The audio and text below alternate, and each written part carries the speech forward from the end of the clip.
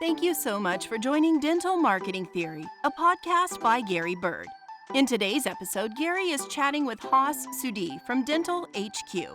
Gary and Haas talk about how loyalty programs in your office not only benefit the patients, but your bottom line as well. As always, please make sure to like, subscribe, share, and leave a comment, as all of those things really help to get the word out about dental marketing theory. Hope you enjoyed today's show.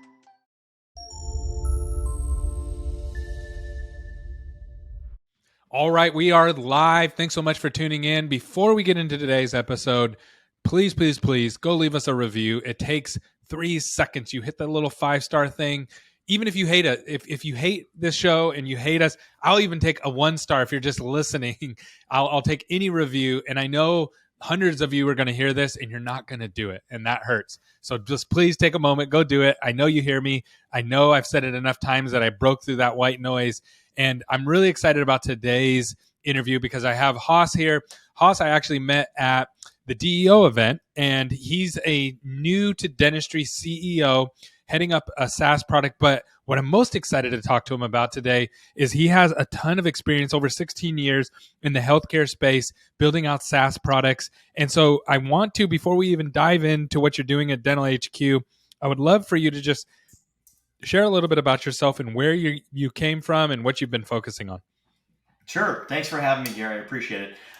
So I've been around in the healthcare space for, like you said, 16 years. Prior to that, I kind of bounced around from everything from retail to financial services. I even had a stint as a pro gamer.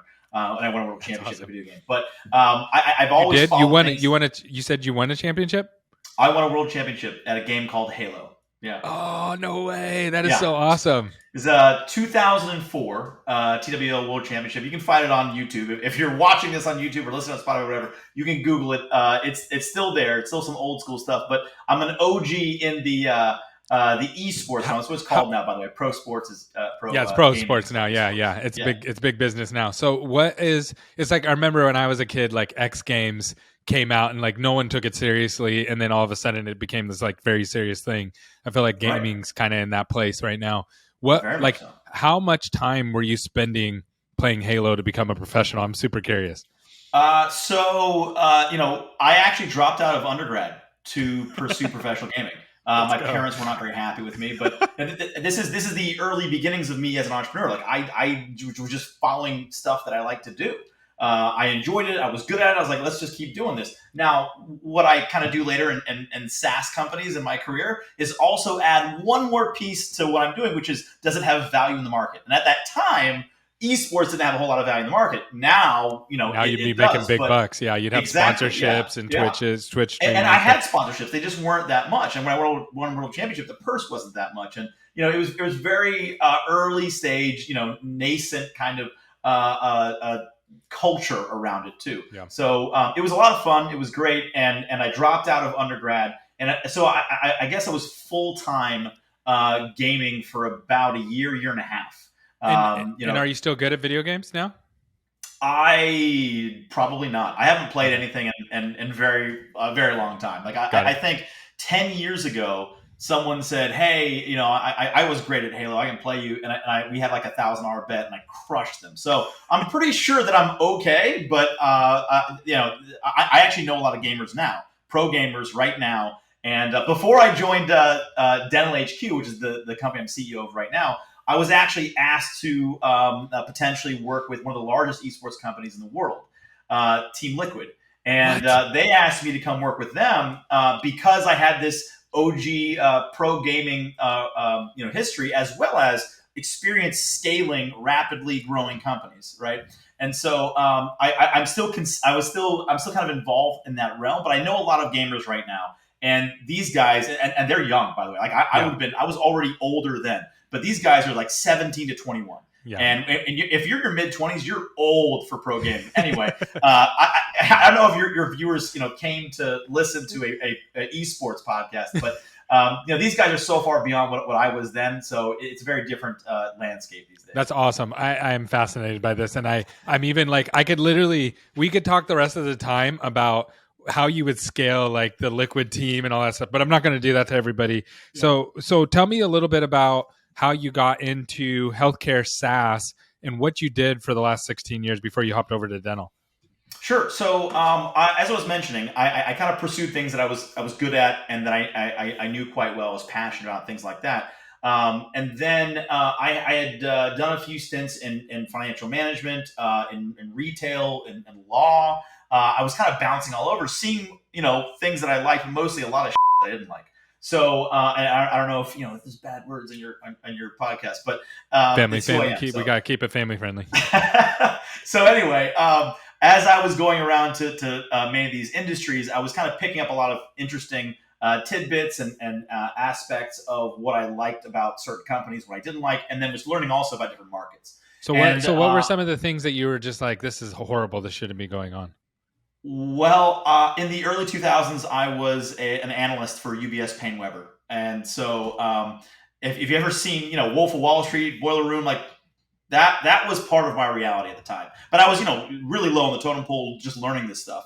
And it took me, maybe a year to realize that this is not for me. And then maybe another year to say, I don't need the money anymore and I'm going to go somewhere else. So I spent some time doing that. And so things like that were like, this is just not for me. This is not what I want to be doing. But I did learn a lot, right?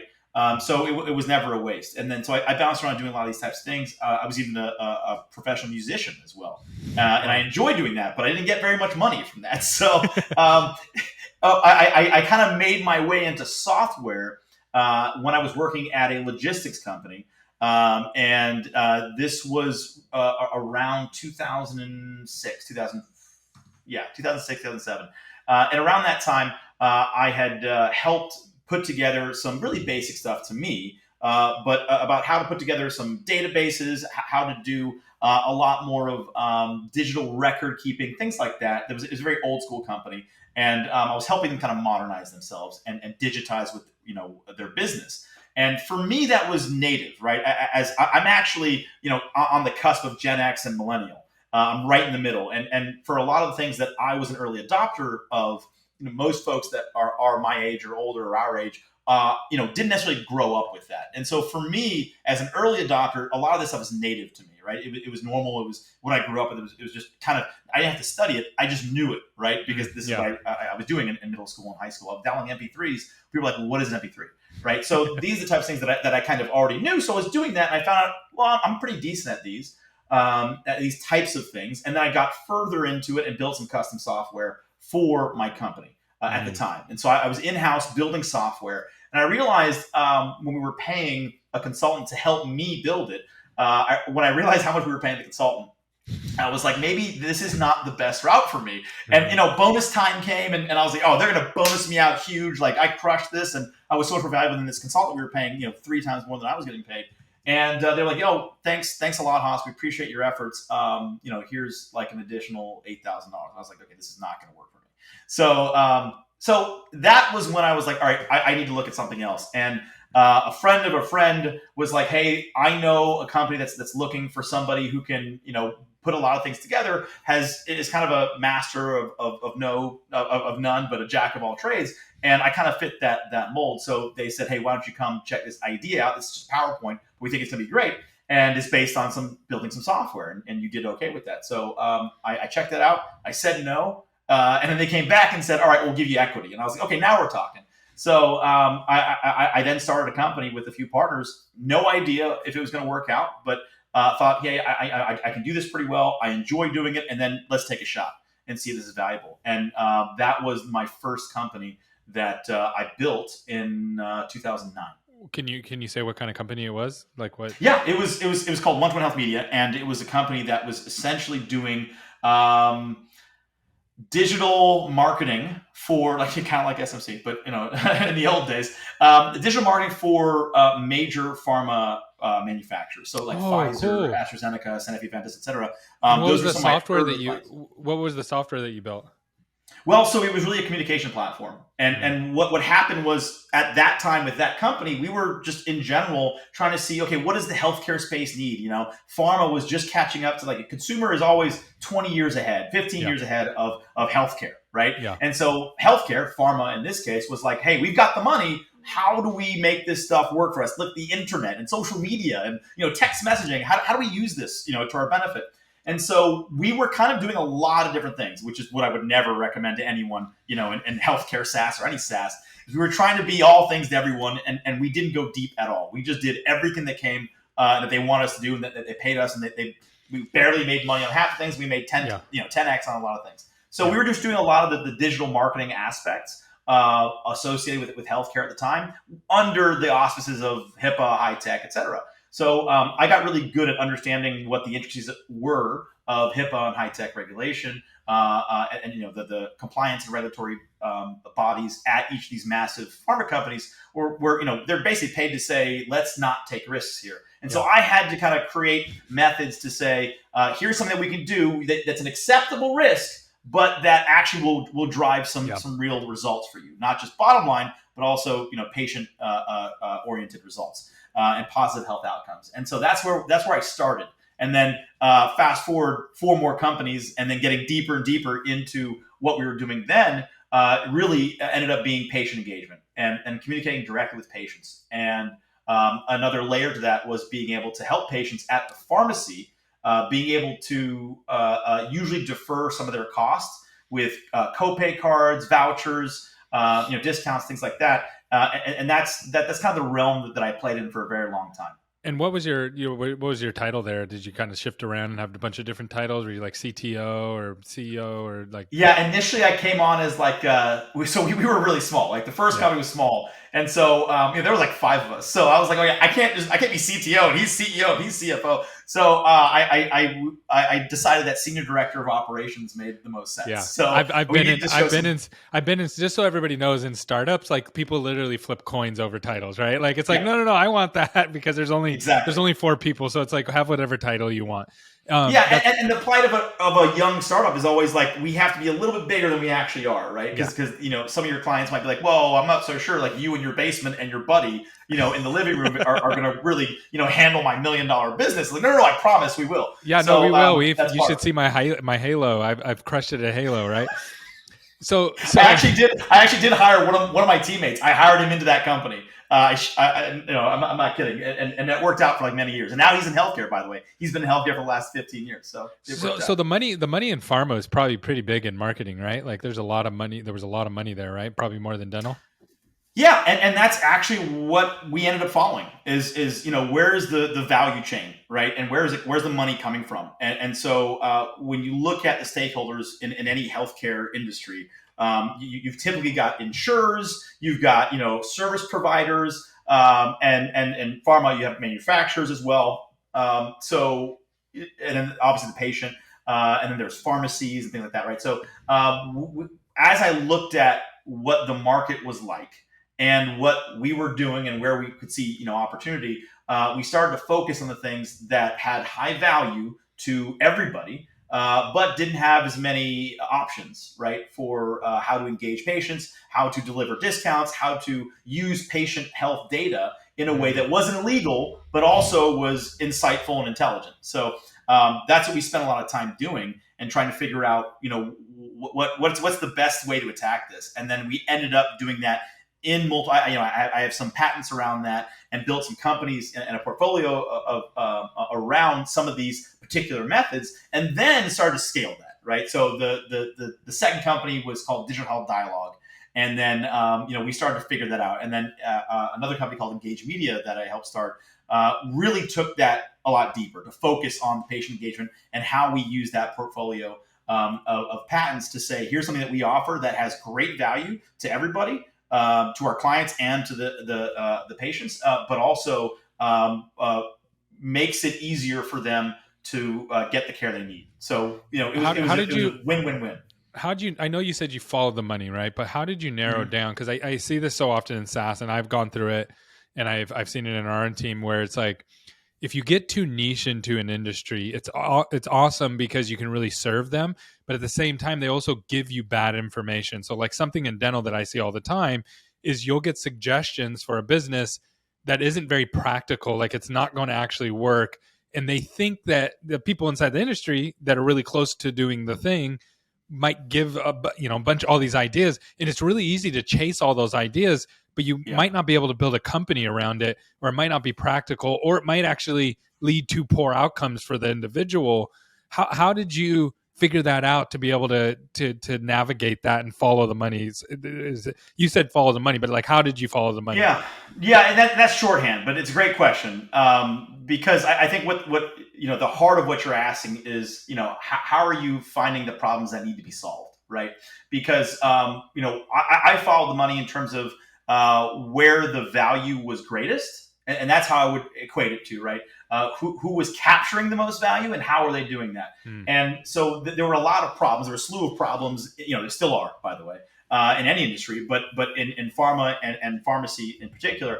And what I found particularly troubling during my customer discovery process, and that was, by the way, that process was my two previous companies, right? So the years I spent figuring stuff out on somebody else's dime is what informed me to say, okay, well, when I'm doing this and I'm fully in control of my own company, here's what I'm going to go after. Here's my theory, right? And so I developed some concepts and theories around how to just make things easier, how to remove friction.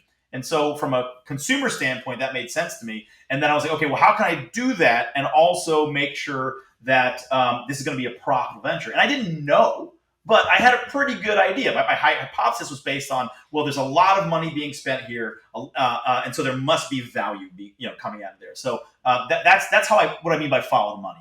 Is I went through kind of the workflow of how the money changes hands, how the transactions work, and where the value actually was. And it was after, I'd say, probably 3-4 years that I spent really looking into that while working and doing other stuff in the industry, that I found out, okay, here's a real problem that hasn't been solved yet. Or here's a problem that I can solve just even better than everybody else is doing it right now. Got it. And then at what point, so you started off more as like a developer, and then you realize, okay, there's more opportunity in like the consulting or like helping these people actually solve these problems. And then you started to form companies and moved up that value ladder. At what point did you kind of put your CEO hat on and say, okay, I need to lead a company, and that's what my actual skill set or highest use of my skill set is? Well, a great question. I actually would say that I was wearing the hat before I had the title for a very long time. And that's, I think that was a credit to my team, where, they were about like, who knows the most and how are we going to get to where we want to go? Like, we shared a common goal of, hey, we want to be successful as a company. We want to provide for ourselves, for our families, that type of thing. And their idea was great. There might be conflicting information, or the CEO might say this, the COO might say this, or Haas might say this. And if we go this way that Haas said, we'll probably be more successful. If we go this way, we may not be. So I without trying to be, trying to create a skunkworks version of a company inside of a company, I was approaching this by saying, how can I add the most value personally to my company, to my team? And that's what I would say, where I was acting as more of a leader than a manager, and saying, here's what I think makes sense for our common goal, not just for me. And by the way, it worked out for me too, because when my team was successful, I was successful. So I don't have to worry about making sure I was successful. So that, the kind of servant leadership perspective that I fell into early on in my career, I think helped me a lot to understand what my role really is and should be as a CEO, as a COO, when I actually held those positions in later companies. And then so now you're kind of deep into it. You got some products, you're making some money, and you've kind of followed the value chain. You started to rise in ranks. What happened after that? Where did you move to another company, or did you continue to grow that one? Yeah, so the first one I started in healthcare SaaS, we ended up selling or doing an equity deal with another company, and then so I went over with that company, and then that company I left. And how'd that go? How'd that equity deal go? Like, how did that work out for you? It was fine. Like, I broke even basically. It wasn't great, to be honest, but it was invaluable in terms of what I learned. What I knew, right? That was part of my customer discovery process. So the first 2 years of that first company, I mean, I didn't make a lot of money, but I learned a lot. And then the second version of the company, which was we changed our name and we did the equity deal, that really helped me hone where the market was missing solutions. And so again, all of these options were great for me, but it just wasn't exactly what I wanted to do and where I thought they could be greatest. So while there were still good options. What were you expecting? Like, what was the biggest gap on what you were expecting compared to what you got? Well, in terms of what, like the equity deal itself, or no, like just anything. Like, so here, I'll kind of present it how I think people think about these things, right? So it's like, hey, man, we're gonna get bought. I'm gonna get a bunch of money. It's gonna be super easy. I'll just transition everything over, and then it's kind of their headache, and then I'll do something else cool. But a lot of times, like sometimes the money doesn't work out. Sometimes the position there is really painful. Sometimes they bring in private equity and that's rough. Sometimes they get bored afterwards and they wish they wouldn't have sold it because they sold something that was really valuable to them to spend their time in. And I've heard different answers. So I was curious, like, what were you expecting? So on the deal in general. So this is my first one, but I had 4 others later. So it had very different experiences. But this first one, I didn't really financially win a lot. I had hoped, going back to like what I had hoped it would be. I had hoped it would be some massive windfall of cash. And I'd be like, all right, now I'm great. I can retire, that type of thing. Although I never actually retired. Yeah. But I was hoping it would be like that. It was definitely not like that. I was living very simply at the time. When we did that equity deal, I basically just, got to the median of where everyone else kind of was. So I was like surviving on ramen noodles and soup.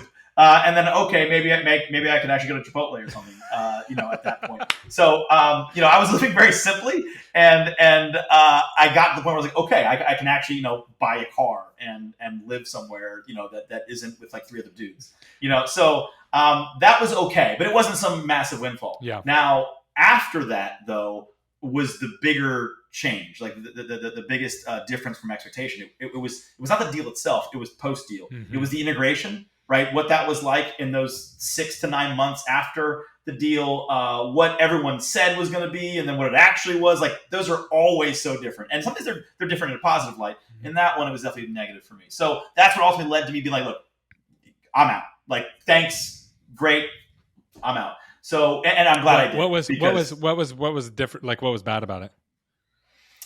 It was a different leadership team, and they had their own ideas about where they wanted to go, and we did the equity deal thinking we're going to bring in these partners and this bigger group, and we're all going to get to where we want to go faster. But we started to diverge. Like our goals were no longer aligned. My goals were not aligned with them, and it just didn't work out the way that we had all hoped. But at the time, I was okay with this. I still am. I said, look, I did my good run with this, and I learned a lot about the market, about what we need to build, and how to serve our customers properly.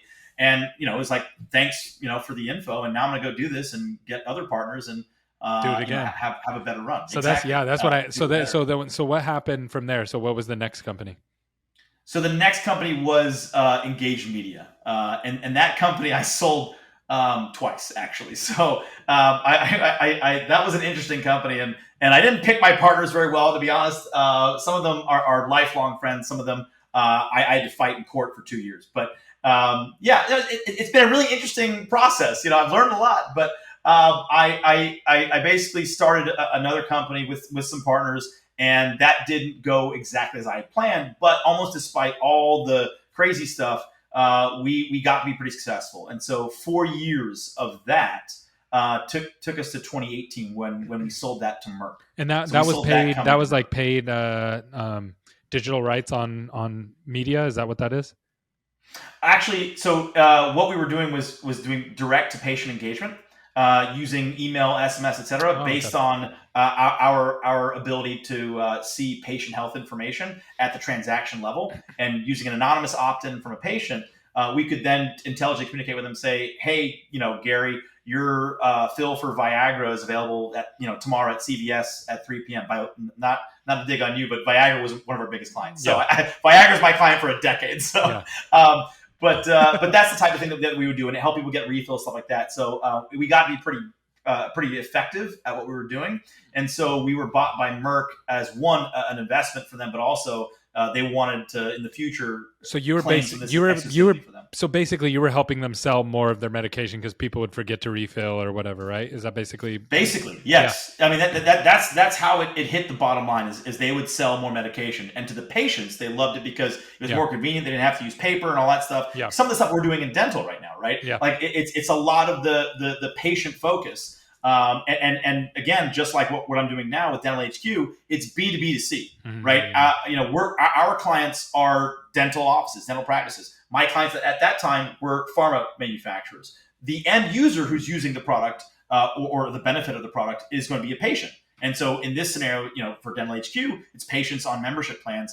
that we're helping to automate for dentists. So it's the same type of thing. And again, similar to the value chain that I was talking about before, but with obviously some dental twerks. And then the dental market is different, very different from pharma, although I would say that it's very much like pharma was about 15 to 16 years ago. So for me, it seemed like a natural progression from what I've been doing in healthcare SaaS to dental, because I've seen this movie. I know how this goes. I know what the consolidation is going to look like. I know what digital media is going to look like. How does that look? Like, let's walk through that. Like, what are the things that you're seeing that are the same in dental that were in pharma 15 years ago?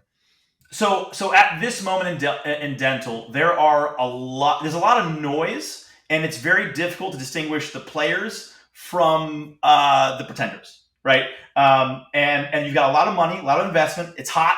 People want to throw money at it, but it'll take some time, but it'll become clear probably within the next 18 to 24 months that, some will be pulling away from others. And what I mean by this is like, what do you mean by that? Like dental offices or DSOs or like vendors? Yeah. So let's keep it to the SaaS side of it, right? Okay. So the vendors to dentists, anything software oriented right now, there's going to be a lot of consolidation. So people might think that there's lots of consolidation already. That's just the start, right? And you've got entities who are, by the way, one of the entities that bought one of my companies later on. I sold one to Merck, and then I did another one and sold that to WebMD. WebMD is owned by Internet Brands. And Internet Brands owned by KKR. So Internet Brands actually has a Henry Schein One is the Internet Brands and Henry Schein group that they put together. So again, it's the same players. They kind of know what's happened, right? So they're investing heavily. They're buying lots of companies. But all these digital services, a lot of these software applications, they all serve a need. But there's very little differentiation for many of them. Sometimes there are, right? There's true differentiation. But a lot of times, everybody's pretty happy probably in many of these corners because they can all have 1%, 2%, 3% of market, of the market share and not have to bother anybody. Everybody could probably raise, 10%, 20% in market and still not be eating into anybody else's pie. So as we move on, though, things will get clearer in terms of, this company, hey, they were okay, but now I'm starting to realize that they're 5 miles behind this other company, right? And this company that, seemed like an upstart that was doing okay, actually they're a visionary and they're going to bring, some of the best products that I'm going to be using in the future. So those are the types of things that we're to see. And then you layer on a lot of the consolidation components of it, where you have others buying others, and then you've got groups buying multiple assets, putting them together, and then having all in one suite. So where I think dental is going to go, it's going to be consolidation, both on the dental side and on the vendor side, software side, but also bringing a lot of automation and then a lot of all-in-one. So that's usually how it goes. It's going to, people are start to get differentiated. Then there's going to be consolidation. Then they're going to say, hey, we're going to do a lot more automation, bring some AI, ML, that type of stuff. And then it's going to be like, hey, we're going to do all-in-one stuff, and everyone's working together, and this is what you need. And if you don't have our stuff, then you won't be successful. So that's probably what it's going to look like. That's awesome. That's an awesome breakdown and really exciting because that's what I kind of see too. What are your thoughts on the difference between dental and pharma when it comes to right now dental? I think the biggest problem that everybody's running into is that the foundation from a technology standpoint that dental is built on is like a really old infrastructure. So the way I think about it is like, hey, let's go invest in a third world country. Let's go buy housing there. And we're like, sure, we'll pull our money together and in 10 years, it'll be worth a lot of money. The only problem is they don't have plumbing or electricity or water. And that's way beyond like your or my ability to be able to fix that. Right. Cause we don't have that kind of money. We just have like house money. So How does that compare to pharma? Did pharma have a similar issue when it came to that? Exactly like it. Exactly like it. And I'll even be specific about it. So we'll use like the pharmacy transactions and insurance transactions. The whole switch that it's built on. Well, there were 3 switches, but McKesson had 70% of volume. But basically, a switch is where the data goes through, right? It's like a traffic light for data.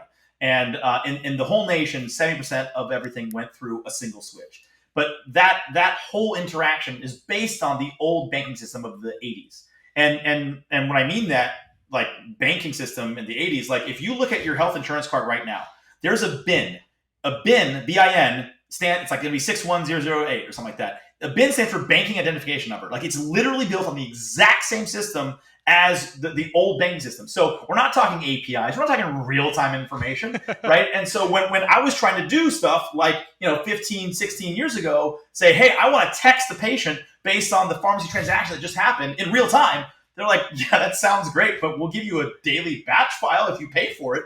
I'm like, okay, well, 1, I don't want to pay for it, but 2, daily batch file isn't good enough for me. And they thought that was amazing at the time. So I had to prove need and then get grants and all this type of stuff. But effectively, it was the same type of thing where, we've got to build not only a demand for our product there, but also enough infrastructure for it to work.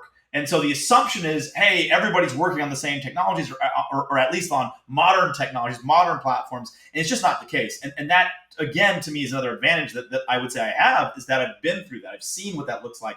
And the expectation of saying, hey, I'm going to go buy a house in a third world country. I already know what the plumbing bill is going to look like. I know what the electrical bill is going to look like. I know what it's like to work with the city and the government to make sure that we have roads paved to that house and not just build the house. Yeah. So these are the types of things that in your example, it's an apt analogy where you really have to understand that the infrastructure may not be there, even if the demand is there, that you've got to help build that up too. So let me ask you a question then. Just it's on the same subject, but it's changing gears a little bit. So you kind of have 2 camps as I see them. So you have one camp that says someone needs to go out here and build all this stuff and put it all into one place, kind of the all-in-one that you were talking about. And they need to have the online, like what you guys do, and they need to have like what we do from a marketing perspective. And they need, the online forums and the online scheduling and the chats and the phone and just like roll it all together. Right. And that's one camp. And they're like, one of the PMSs need to just do it all in one. And that's, they just solve it. Like Henry Schein's kind of building that is kind of like, I don't know if it's all of that, but they have some of those parts. But then I was talking to somebody else and they said, Gary, name me a big company out there that does everything well in one place. And I was like, doesn't exist. Yeah, and I was like, I don't. And then I've heard people say as an argument, well, like the iPhone. And I brought that up to him. I said, well, kind of like the iPhone. And he said, no, iPhone is one thing that ties millions of businesses together, but allows those millions of businesses to thrive inside of each other. And kind of what I'm seeing in dental, and I may be wrong on this because I'd love your honest opinion. This is just my outside. And again, I'm only the marketing guy, so I'm just looking through a very narrow lens. It seems like a lot of people are trying to narrow down and squeeze people out and say, okay, we're going to build this, but we're not going to play with all the other things that need to play with. And people are trying to build the all-in-one, but it's going to take a lot of like parts and cooperation.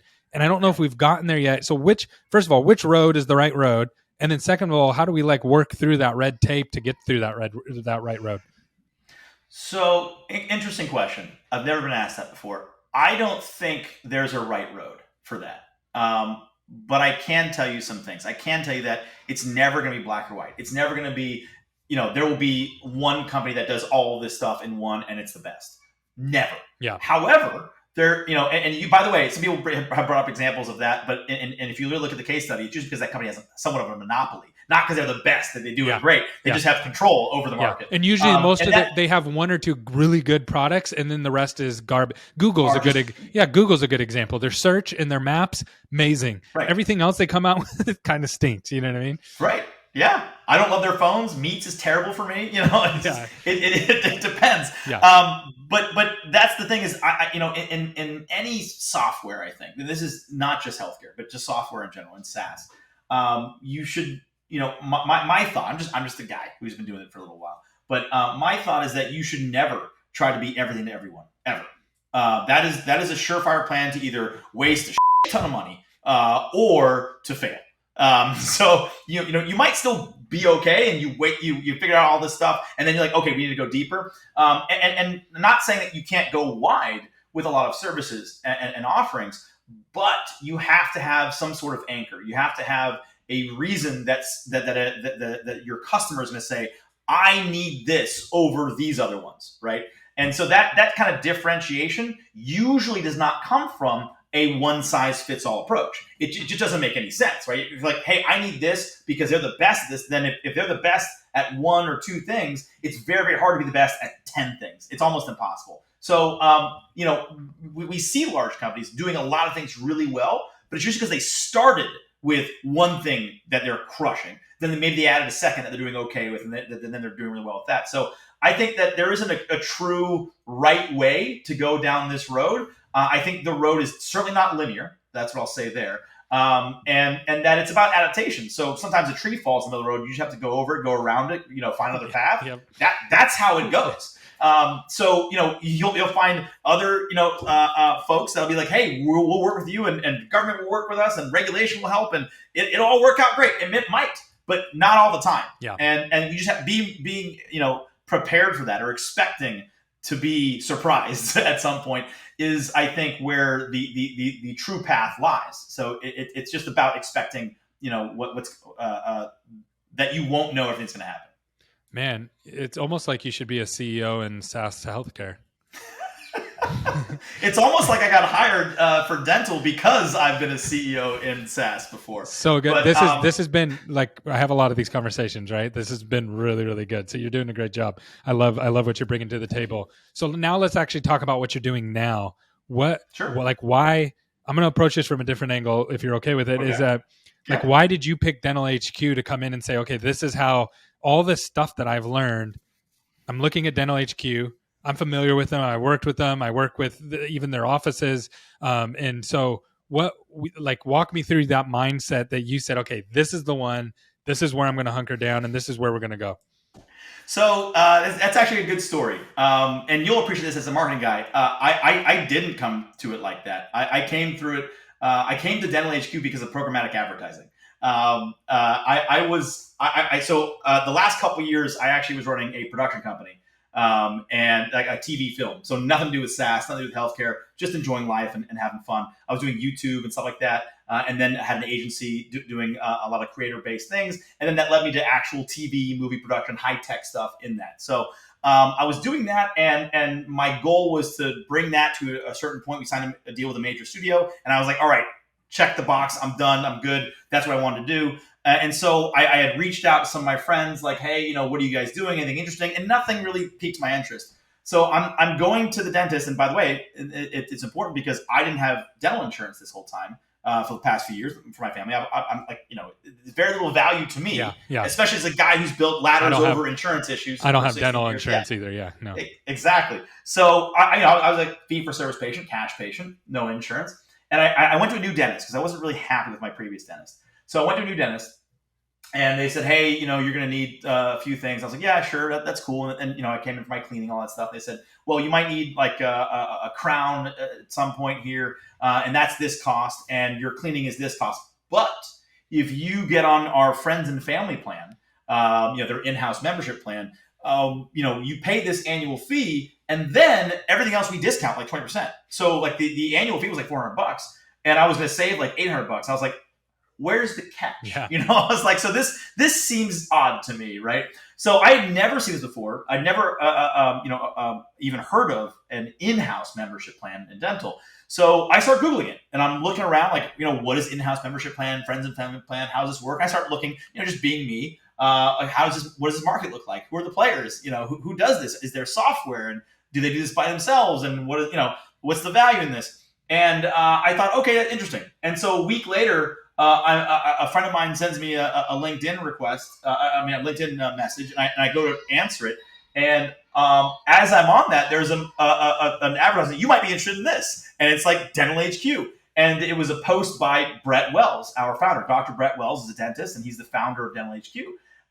And I was like, interesting. So I started reading about it, and it's a membership plan company offering automation membership plans. And so I sent him a note and we started talking. He's like, I'm actually looking for somebody to help lead this company. I was like, no. Cool. So we start talking, and one thing leads to another, and here I am. So that was my interesting way into dental, but I wasn't really looking for it. That's so cool. Yeah, I thought for sure you were going to be like, no, I went and looked for in that niche, but it's a really interesting space that you're in, because I've worked with dental healthcare plan or dental membership plans, whatever you want to call them, is for many, many years. And really they just started, like someone just started one in their office, and then people started putting structure with them. And Dr. Wells has done a really good job of building it so far as he's running multiple dental offices. He just really understands the value of them. And a lot of our clients use you guys as well. So it's definitely ripe for the picking, I think. There are, as I'm sure you're aware, tons of issues with making everything work together. And so this is something that I would love to see, is like where a patient is coming in and they have already marked, hey, from marketing, I don't have insurance. Cool. We have some options for you. Right. And driving those people in. So I love what you guys are doing. If someone wants to learn more, if they're a dental office or someone in the space and they want to learn more about what you guys are doing and what you guys are bringing to the table, how can they reach you? They can reach me directly. It's hoss@dentalhq.com. You can email me anytime. Otherwise, if you want to learn more about DentalHQ and what the services we offer, you can check out our website, dentalhq.com. It's pretty straightforward and easy. But what I would actually say, if you're a dentist, is ask other dentists. Ask, if you run a small, medium-sized DSO, ask your other DSO buddies. Ask them, hey, what are you guys using? Do you use a membership plan? Because a lot of what we're doing these days is education around membership plans, not even use our DentalHQ. It's like, here's the value of a membership plan, in-house membership plan, and what it is and what it's not, right? It's not a discount plan. It's not this. So if you're a GP office, you're crazy not to have an in-house membership plan. You're absolutely crazy. And the numbers are very simple, and this is one of those data things that we don't actually have real numbers on. So, but the logic just makes so much sense. So it's like half of your patients don't have insurance. Okay. What do you think the recare rate is of those uninsured patients? I haven't found anybody that can actually pull those numbers. Every time, everybody always gives those numbers, they're collective. Do you have that? Yeah, we do. But it's an average. So on average, we see about 35% is the attrition rate for an uninsured person. So you're looking at like 3 to 4x of an insured patient, right? Yeah, exactly. Yeah. And then if you then compare that to just having a membership plan, that drops to like 10%. Well, that's where I was going to go with this, is like, if you get the membership plan, it begins to close that gap on those uninsured patients. And that's right. I'm not talking about, 10% of your patients, 10% more. No, we're talking about half of your patients that are coming in, 40 to 50% of them. 35% of those are leaving out of the door just because you don't have a membership plan. So just by putting it in, even if no one uses it, even if they just come occasionally for their cleanings, your numbers all go up, and it helps with your retention, which means you pay me less money for marketing because you don't need as many patients. Right. I mean, we should be paying you to talk about this more often, because you're exactly right, though. Like it's not like, hey, we're trying to bolster ourselves and you need to pay us and you'll get a little bit of value. It's like, just do a membership plan. Even if you don't use us, do a membership plan. Yep. Also, from a value standpoint, like, most practices, if they're looking to increase their valuation, having this type of recurring revenue, like a membership plan, on average is like 3 to 5x of their valuation, right? If they're selling their practice, whatever. And then, you just look at the numbers of the patients that we're talking about.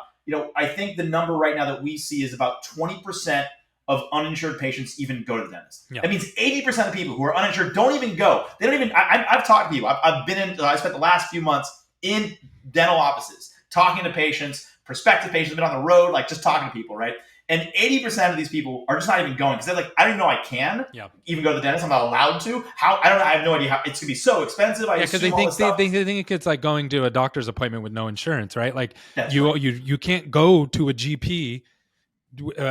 For a physician, or get a test done, or get a test done unless you have insurance, or you go to the ER. Right. So they think, I have to have an emergency. They don't. Right. Anyways, that's a whole separate story. Is the unserved? It is. We could spend a whole podcast on that. Yeah. But you're right. I mean, It's for us at this moment. We've got a lot of cool things in our pipeline and in our product roadmap. However, at this moment, my biggest advice would just be like, look at doing a membership plan. I don't care if you use DentalHQ. Just look at doing a membership plan. Even if you manage it by yourself, fine. And maybe you'll probably get to the point where you say, you know what, it'd be a lot easier. It costs us a lot less money. If you just run, I've seen people just run it on their brochures, and they're just like, it's $200. They put the person's name on the brochure, they put it in a folder, and then they say, okay, when this comes up in January, we call these people, re-up it. That's not an efficient way and not a scalable model. Right, exactly. But they found the value in it, and they said, oh, this actually works. All these people stayed with us. And all your numbers go up when you do this. That's a guarantee. If you don't have an in-house membership plan, you're probably not allowed to guarantee that, but I've seen it from the other side. It's a guarantee you put a membership plan in place that your numbers go up if you have uninsured patients on the book. Yeah, well, actually, I think that's an interesting perspective. We could probably put a guarantee in place that would say it will go up if you do, because we specialize in onboarding and training and also just kind of tailoring what that membership plan should look like. We help with the marketing, right? The brochure you're talking about? Yeah. We do the brochure. We do a website, all that stuff for that particular practice. So for that practice, like, hey, well, I'm not sure what I should do versus that other practice, stuff like that. We help them figure that out for them, right? So through our process, we can virtually guarantee it's going to go up. Now, by how much? It depends on how well you adhere to these things. But I think that's part of what we're trying to focus on right now, is making sure that we are providing tremendous value to our clients, and we look for ways to keep doing that. So, our new clients, it's always, hey, how do we tweak this, or what's the best pricing, and what's the best way for us to approach a new patient about this? How do we talk to them about it? How do we sell this to them? And so, us helping them with that helps them very quickly understand the value of that, and then they're kind of off to the races. So that's awesome. Hopefully anybody listening to this, they understand that just start with a membership plan. You'll probably eventually come to us when you start getting to 50, 100 patients, that type of thing. But I think it's going to be huge value for anybody. Yeah, 100%. So we probably lost everybody at the Halo part, but anybody who's still here. Right, like 35 minutes ago. Yeah, we started with Halo. Midway through, we got into pharma, and at the end here, we're on insurance. So this is good stuff. You did a great job. Really, really great conversation. I learned a lot. You really helped me. I appreciate you taking the time to chat today. Well, I really enjoyed the conversation, and I appreciate being on here. So thanks, Gary.